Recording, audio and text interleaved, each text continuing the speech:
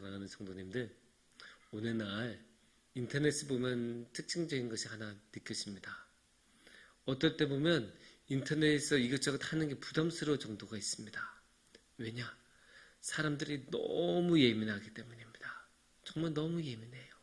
뭐 하나 잘못하면 엄청나게 공격이 들어가고 많은 비난이 들어가죠. 그러니까 100만 명의 구독자가 있는 유튜브도 하루에 말 한마디만 잘못하면 그 한마디 때문에 하루 만에 나락에 떨어지는 그런 모습들을 우리는 자주 봅니다. 그래서 이 사람들이 물론 이제 그런 잘못한 것에 대해서는 비판할 수도 있고 지탄을 할 수도 있습니다. 잘못하면 그런 것을 할 수도 있죠. 하지만 사람들이 그냥 너 이거 잘못했으니까 너 이러면 안 돼? 이렇게 말하는 것으로 끝난 것이 아니고 마치 언제쯤 잘못할까 기다리고 있는 것 같아요. 그래서 우는 사자처럼 제발 한 번만 걸려라, 한 번만 걸려라 이렇게 보고 있는 듯한 느낌이 많이 듭니다, 요새는. 그래서 정말로 인터넷에 한 게 부담스러울 때도 있고 왜 사람들이 이렇게 예민할까? 왜 이렇게 공격적일까라는 생각을 할 때가 많이 있습니다. 그러면 그럴 때일수록 우리는 전통적인 덕목 하나가 생각이 납니다. 바로 덕입니다. 이럴 때일수록 더욱 우리가 덕이라는 것이 생각납니다. 덕이 무엇입니까? 유교에서는 그것이 인간다움의 발현이라고 말을 하더라고요. 근데 사전에서는 이런 식으로 정의하기도 합니다. 공정하고 남을 넓게 받아들이는 것.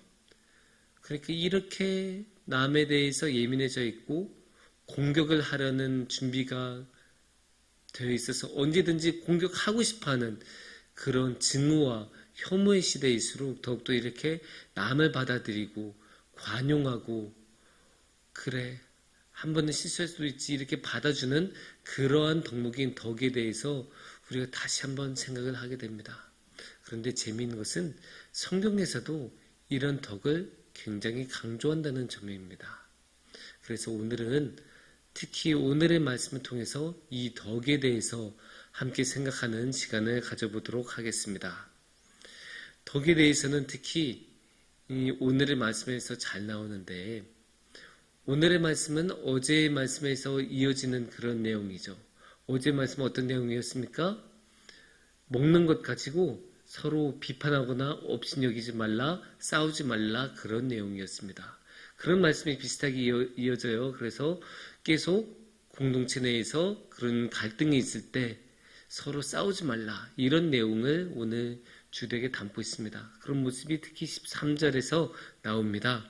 13절을 보시면 그런즉 우리가 다시는 서로 비판하지 말고 도리어 부딪힐 것이나 거칠 것을 형제 앞에 두지 아니하도록 주의하라. 그러니까 우리가 서로 비판하지 말라라는 말씀에 이 13절의 핵심이 담겨 있어요. 공동체를 이룰 때 서로 비판하지 말래요. 서로 싸우지 말고 공격하지 말라라는 말씀입니다. 그러면 그 대신에 우리는 무엇을 해야 될까요?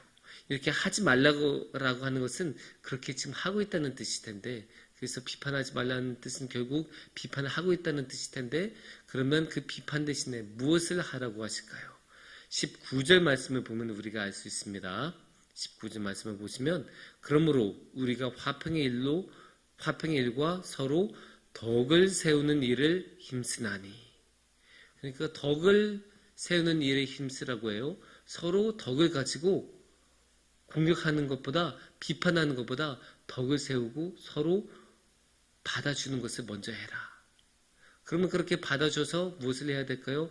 화평을 이루라. 조화와 화평을 이루고 평화를 이루고 그래서 공동체가 편안하게 평안이 있는 상태로 흘러갈 수 있도록 서로 덕을 세워라. 이런 말씀을 오늘의 말씀에서 하고 계십니다. 그러면 이렇게 오늘의 말씀에서 덕을 세우는 이유는 무엇일까요? 덕을 세우는 이유는 사실 두 가지로 우리가 볼 수 있습니다. 첫 번째 이유는 우리가 15절에서 볼 수 있습니다. 15절을 보시면 이렇게 말씀하십니다. 만일 음식으로 말미암아 네 형제가 근심하게 되면 이는 네가 사랑으로 행하지 아니함이라. 그리스도께서 대신하여 죽으신 형제를 내 음식으로 망하게 하지 말라. 그러니까 지금 여기 음식 가지고 공격하고 비판을 하고 있다는 맥락을 느낄 수 있죠. 왜냐면 내 음식으로 망하게 하지 말라. 음식을 기준으로 삼지 말아라 라고 이야기하고 있어요. 왜 그런가 하면 그리스도께서 대신하여 죽으신 형제를, 그러니까 우리 공동체 안에 있는 형제와 자매, 우리 공동체 내에 있는 이웃은 그냥 한 명의 사람이 아니에요. 우리 공동체에 있는 한 명 한 명은 누가 대신하여 죽으셨다고요? 예수님께서, 그리스도께서 대신 목숨으로, 예수님께서 피값으로 지불하시고 구해주신 사람들이에요. 한 명 한 명 그냥 허투루 있는 사람들이 아닙니다. 모두 예수님께서 그 비싼 피값으로 구하셨던 사람들이에요. 그렇게 귀한 사람들을 어떻게 지금 이 음식 하나 먹었네 만회하면서 그 음식 하나 가지고 그 사람을 잃을 수 있겠습니까? 그럴 수는 없죠.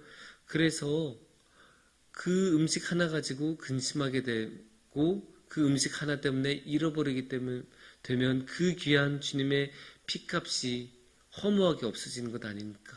그럴 수는 없죠. 그렇기 때문에 우리 예수님을 생각해서라도 우리가 서로 비판하는 것을 멈추고 덕을 세우고 함께 용납하고 받아줘야 되지 않겠냐. 그렇게 받아줘야 한다. 그렇게 15절 말씀은 말씀하고 계십니다. 또 한 가지 이유는 우리가 20절에서 볼 수 있습니다. 20절에서는 이렇게 말씀하십니다. 음식으로 말미암아 하느님의 사업을 무너지게 하지 말라. 만물이 다 깨끗하되 거리낌으로 먹는 사람에게는 악한 것이라. 그러니까 여기 뭐라고 나와요? 하나님의 사업을 무너지게 하지 말라. 우리가 이제 음식 가지고 갈등이 있을 수 있는데 그것 때문에 우리 공동체 내에서 누군가 시험을 들고 나가게 되면 그거는 그냥 한 명이 나간 것이 아니에요. 그것은 바로 하나님의 나라의 사업을, 하나님의 사업을 방해하고 속되게 하고 힘들게 하고 그래서 이루어지게 못하게 하는 아주 나쁜 행위라는 거예요. 지금 중요한 것은 하나님의 사업이고 하나님께서 하나님의 뜻을 가지고 하나님의 사업을 하고 계시는데 어떻게 감히 인간인 우리가 하나님의 사업을 막을 수 있겠습니까? 그래서야 되겠습니까? 특히 우리는 하나님의 은혜를 입은 사람들인데 하나님께서 우리의 생명을 구해주시고 우리를 구원하신 사람들인데 그렇게 하나님을 통해서 생명을 얻은 사람들이고 하나님께 모든 주권을 내어드리고 하나님 덕분에 살아가는 하나님의 은혜로 하루하루를 살아가는 우리인데 그런 우리가 하나님의 사업을 회방나서는 되겠습니까? 그것을 우리가 배은망덕이라고 해야 되지 않겠습니까? 하나님께서 우리를 구해주시고 그것을 위해 생명까지 내어주시면서 구해주신 우리인데 그런 우리가 하나님의 사업을 회방 놓으면 그것만큼이나 하나님의 은혜를 거스른 일은 없을 것입니다. 그래서 해야 되겠습니까? 그럴 수는 없죠. 그렇기 때문에 우리는 어떠한 일이 있어도 무슨 일이 있어도 무조건 하나님의 사업이 되도록 하나님의 사업이 도움이 되도록 행동을 해야 되지 않겠습니까? 그래서 우리는 서로 싸우는 것보다 음식 같은 거 가지고 싸우는 것보다 하나님의 사업을 먼저 생각해야 될 것입니다. 옛날에 몇 년 전에 어떤 영화에서 어떤 그 특징적인 대사가 하나 있었죠. 유명한 대사. 무엇이 중요한디? 그래서 우리가 그거 생각해 봐야 돼요. 스스로 돌아보면서 무엇이 중요한디? 지금 중요한 게 무엇일까? 지금 우리가 핵심으로 두고 따지고 생각해야 되는 게 무엇인가? 음식일까요? 예수님의 피일까요? 음식일까요? 하나님의 사업일까요? 하나님의 사업 앞에서는 예수님의 보혈의 피 앞에서는 음식 같은 것은 아주 하찮고 작은 거예요. 그것을 지금 기준으로 두면 안 돼요.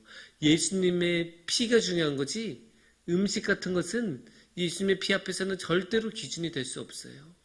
그래서 오늘의 말씀에서도 계속 음식을 기준으로 삼지 말아라 라고 하는 거죠. 특히 거리낌으로 먹으면 그 사람에게 악한 것이다라는 것은 마음이 중요하던 거예요. 믿음으로 먹으면 그것도 아무 상관없이 먹을 수 있는 건데 괜히 그것을 거리키면서 먹으면 그때부터 악이 되는 것이고 그때부터 이게 문제가 되는 것이니까 그러지 말아라. 악으로 먹지 말아라. 괜히 악의 길로 가지 마라. 지금 중요한 것은 예수입니다. 우리의 형제자매를 그 악의 길로 몰아넣지 말아라. 중요한 것은 하나님의 사업이다. 그렇게 말씀하고 계세요. 이것을 우리가 항상 마음에 품고 살아야 돼요.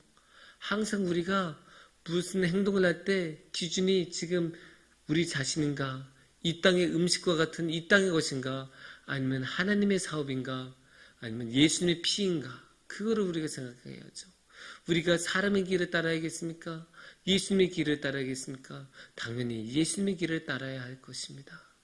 당연히 예수님의 길을 따라야 합니다.